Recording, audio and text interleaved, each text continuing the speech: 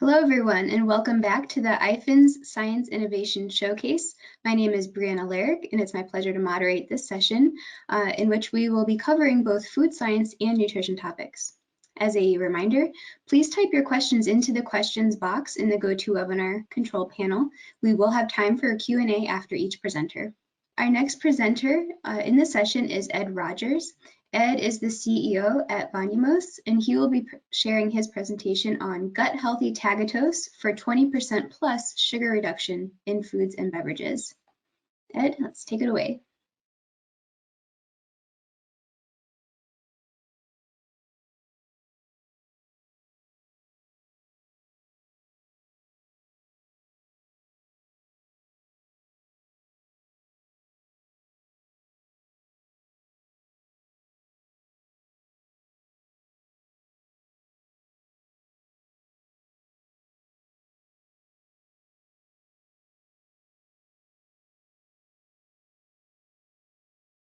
Good afternoon. Thank you for your interest in tagatose.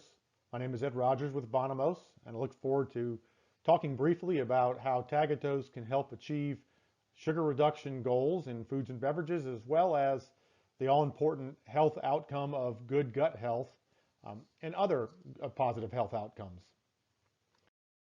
Again, I am with Bonumose. We've received a little bit of support from the Commonwealth of Virginia. We also have some strategic investments from some different food companies. Now, many of you have probably heard more about allulose than you have about tagatose, and there's a reason for that, I think. There are many more similarities between the two than there are differences, but key differences do exist, which is why I call them fraternal twins. Both are naturally occurring rare sugars. They have very similar functionality in food production, but there are some differences. They have very similar health properties, but there are some differences, particularly with respect to the gut microbiome. And then the regulatory treatment, there are some key differences there as well that must be rectified. Neither tagatose nor allulose occurs in high enough concentrations in nature to be effectively harvested, so they must be made from something else. Allulose is made from fructose. There's an enzyme that will convert fructose to about 25% allulose, and then from there it can be purified. And so you can see that allulose production is tied to fructose production. Essentially, it means it's tied to high fructose corn syrup production, and that's why the companies that are producing allulose are the ones that there are. Tagatose, however, historically has been made from lactose, not from fructose. Now, Bonumose's process is much different. We can make tagatose and, frankly, allulose directly from maltodextrin at extremely high yields and high purity using a novel enzymatic pathway. But more importantly, let's talk about how tagatose and allulose can be used in food. So looking at the two, everything you know about allulose pretty much applies to tagatose. Very close functionality in foods, very close to being a drop-in replacement for regular sugar, particularly when compared to other types of alternatives, high-intensity sweeteners and polyols. Tagatose will provide the structure and texture to foods. It reduces water activity. It depresses the freezing point. So, for creamy ice cream, these can be bulking agents for high-intensity sweeteners. They caramelize, they brown. They do brown at lower temperatures than sucrose because they're reducing sugars. They're very, very similar and very close to being drop-in replacements. There are some differences between the two that are important. Tagatose is 92% as sweet as regular sugar, and allulose is only 70% as sweet, and so tagatose is 30% sweeter than allulose. That's a lot of figures, but again, I'll repeat, tagatose is 30% sweeter than allulose, very close parity to sucrose, stable sweetness across all concentrations, similar curve to sucrose in terms of onset and lingering. Tagatose, by the way, also combines under certain conditions of heat and in the presence of amino acids to produce some very novel flavors. The other one I'll mention is that tagatose is less hygroscopic than allulose, and so this can be important in the production of certain types of foods where allulose may absorb moisture in a way that is not all that conducive to the food production. Now, on the other hand, allulose might be better than tagatose in formulating for moist goods. Let's say, cookies or bars that where you want to retain the moisture. And then tagatose would be better in situations where you wanted to have something that was crispier. When it comes to their health properties, again, more similarities than differences. Neither will spike blood glucose levels or insulin levels. Neither will cause cavities. There's some differences when it comes to caloric value, at least as recognized by various governments around the world. I'll talk mainly about the United States, where the FDA has recognized tagatose as 1.5 calories per gram and allulose at 0.4. The tagatose is a prebiotic, so there's some differences there when it comes to gut health.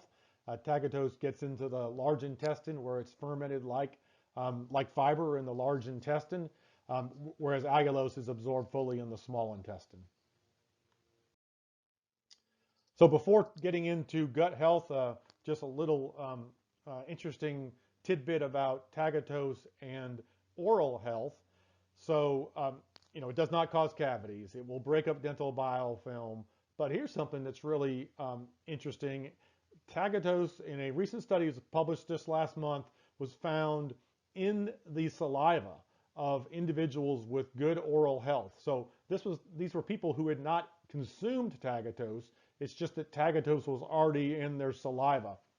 And so creative food application experts could, I'm sure, think of some interesting and intriguing formulations with beverages and mints and other products involving tagatose for oral health benefits. Caloric value. So 1.5 is what the FDA has said recently and also said about 20 years ago. But there's been some postulating that tagatose could actually be 0 calories because of the way it inhibits the absorption of sugar and starch into the bloodstream. But gut health. Let's talk about gut health. So tagatose has prebiotic features. It has fiber-like benefits. Now, it's a monosaccharide, so it does not have a degree of polymerization of 3 or more, and therefore the FDA does not allow it to be called fiber. But the body didn't get that letter. The human body does treat it that way. Tagatose will increase beneficial bacteria in the gut. It feeds the good gut bacteria. It does not feed the bad gut bacteria. It increases butyrate and other short-chain fatty acids. These prebiotic actions may be the reason that tagatose has a glycemic controlling and anti-inflammatory effect and also cholesterol reducing.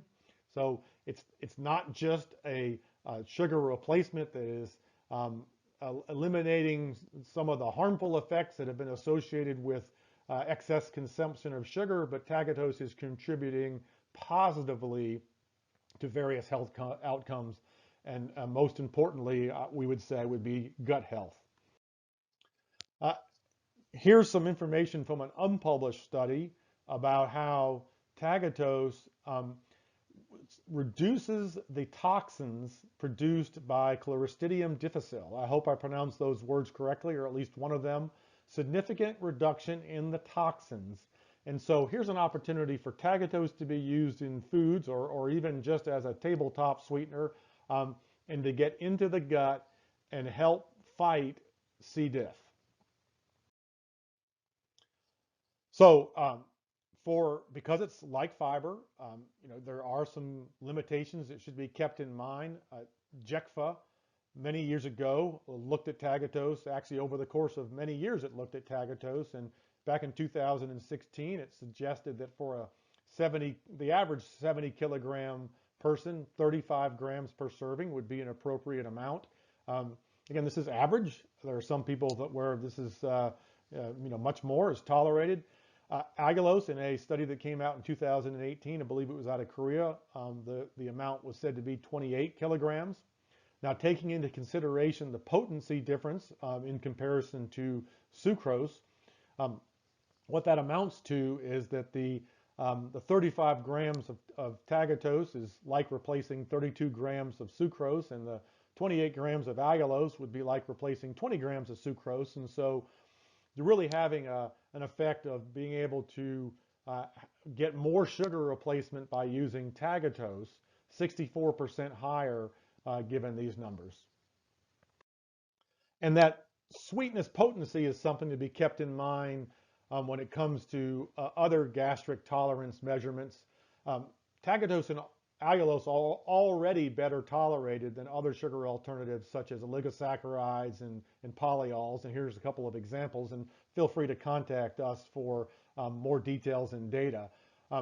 But these advantages are even more pronounced when taking into consideration the potency differences between of tagatose and allulose when compared to these other alternatives, especially tagatose at 92% is sweet.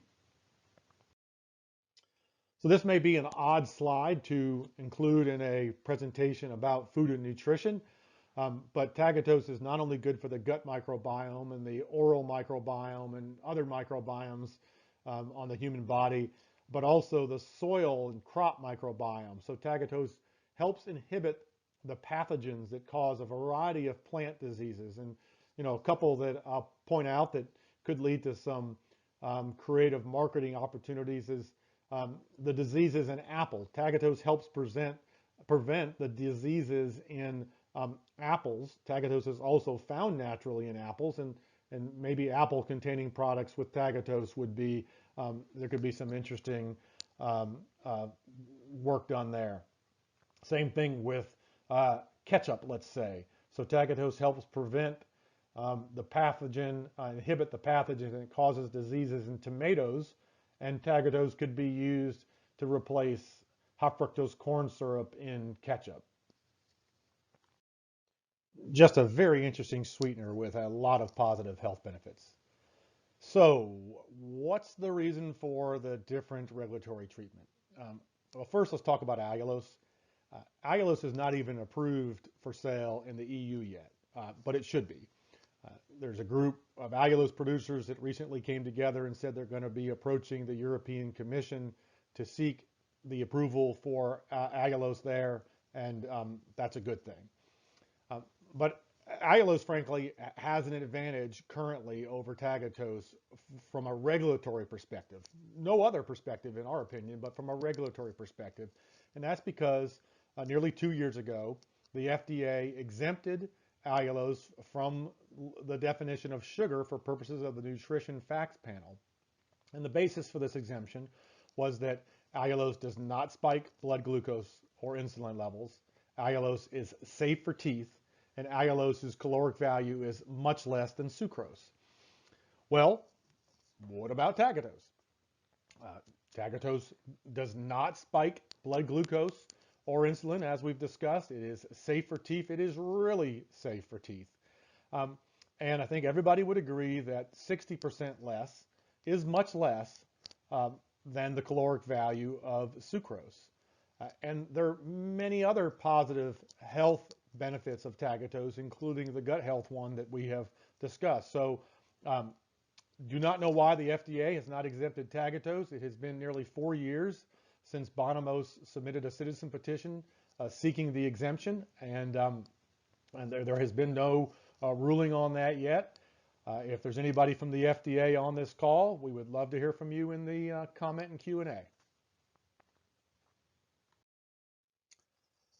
So again, my name is Ed Rogers. I am easy to get in touch with. Look forward to your questions. If you have some questions or information requests after this conference, please feel free to get a hold of me. There's my email. Look forward to talking to you.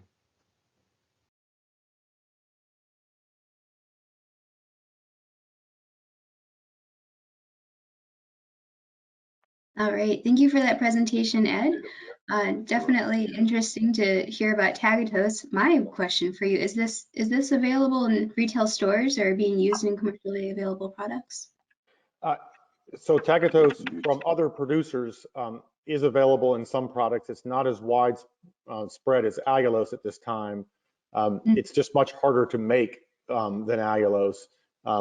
and so it is in some products, but it's not in products. Our tagatose is not in products yet. So our tagatose will start production next year. It will be in food and beverage products, primarily in the United States, but also for sale in grocery stores and places like that. So both as a tabletop as well as an ingredient in a variety of products, confectionery, etc. All right, good to know. So questions from the audience.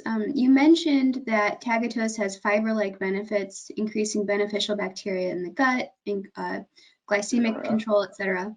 Have these effects been observed in humans, or are these references to studies in rodent models or other models? So some in humans, some in pigs, and then also in rodents. So yes, all three, or however many you asked about. Okay. I mean, it worked perfectly first thing in the morning, and just all of a sudden it just. Neil, it looks like you're. Notice everything became laggy, just like All right, thank you. Second question is, do the prebiotic effects of tagatose mirror that of a specific type or class of fiber, or are you just speaking, generally it has these effects which are also observed?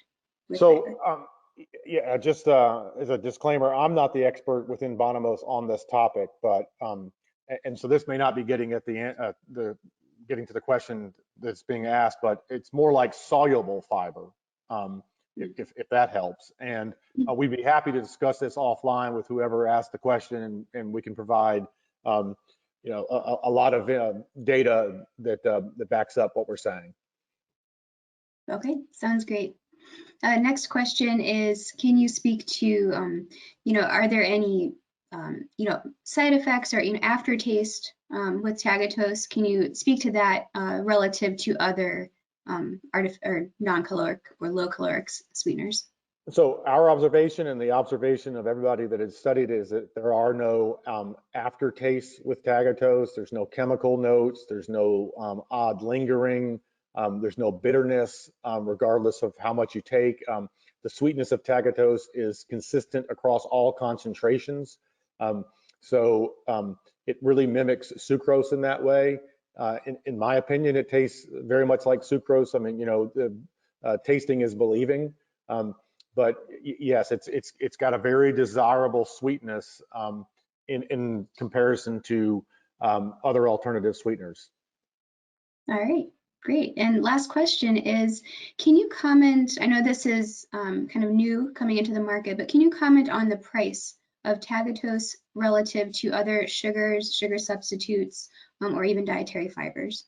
Yeah, so what I can say is that we're very pleased that we'll be working with some fantastic distribution partners throughout the world, and in North America and in Western Europe. It's the American Sugar Refining Company. They go by ASR Group, and Domino Specialty Ingredients is another name. And they're really the ones that need to be spoken to about pricing and volumes and those sorts of things. But what I will say is that priced very competitively compared to the allulose that is on the market today, and very competitively compared to many of the polyols that are on the market today, and only getting better in price as we get larger in capacity. All right, good to know. Well, that's all the time we have. Thank you very much, Ed, for joining us. Thank you, Brenna. All right.